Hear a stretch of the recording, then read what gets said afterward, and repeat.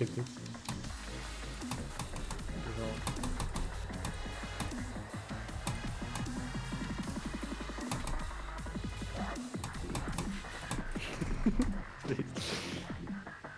Hit him.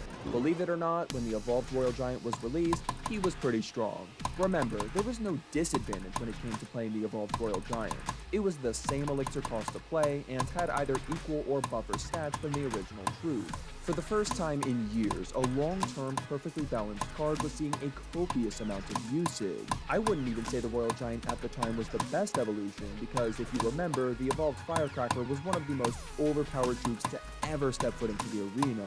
But with so few evolutions to compete with, and the fact that it was the only win condition with an evolution, the Royal Giant certainly had its place. I mean, if you had even shown footage like this to a 2016 player and told them that this would be Clash Royale in 7 years, they probably would have had a heart attack on the spot. Evolutions, though, didn't really spark a new way to play the Royal Giant.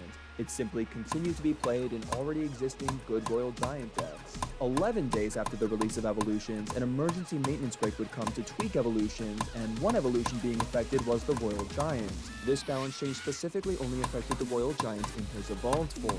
His health would go from plus 30% of the original troop's health to only 20%, and his splash damage would be completely removed. But a couple months later, in August 2023, this health bonus would be reduced further to 10%. And that's the last change it has ever received to this day. So how is the Royal Giant doing today? There's different stats according to whether or not you include the evolved form. The standard Royal Giant with no evolution has fallen to the lowest it's been in years. But even with the evolution, it's actually underperforming. Part of this is thanks to the strength of the evolved barbarians keeping it in check. But just as more evolutions got released, and with the nerfs it's already gotten, and just as the overall meta shifted, it just led to the Royal Giant falling off substantially.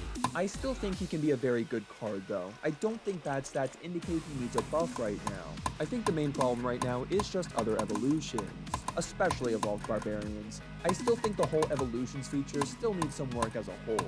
If you take evolutions out of the equation, the Royal Giant is still one of the best win conditions to this day. He may not be the influence he once was, both in competitive gameplay or casual, but its legacy will be remembered by many players forever. One funny Easter egg to remember this legacy in-game is the fact that Nerf the Royal Giant is actually a text option to your 2v2 partner, which shows how aware Supercell was of the amount of times they heard that phrase. If you're a 2016 or 2017 player who hasn't been active for a while and was always baffled on why Supercell was so hesitant on nerfing the Royal Giant, I hope this video taught you something. Thank you everybody for listening, and have a good one. This fight is likely closer than a lot of people think on both sides, because I will admit in the old video I actually downplayed Jogo a lot. However, I do think in this video I give both of them the credit they deserve, and that both of them are actually really close in terms of an actual fight itself, and that both deserve to stop being downplayed. However, before we can get into the video, be sure to like and subscribe, and let's get into Punchy Boy versus Mount Fujian. Now, I do just want to say this at the start, this video is going to be covering purely how strong Yuji is right before he fights against Sukuna, purely because we don't know how strong Yuji is when he fights against Sukuna alongside Hikaru. So basically, we're going to cover all of Yuji scaling all the way up to chapter 214 and how strong Yuji is in chapter 214. We're going to fight that Yuji against Jogo. Now, I'm not going to go over all of Yuji's scaling, only the important parts, mainly because I already have a really long video covering how strong Yuji is and his entire journey. But I'm going to be covering how strong Yuji is and how strong Yuji we're going to put against Jogo.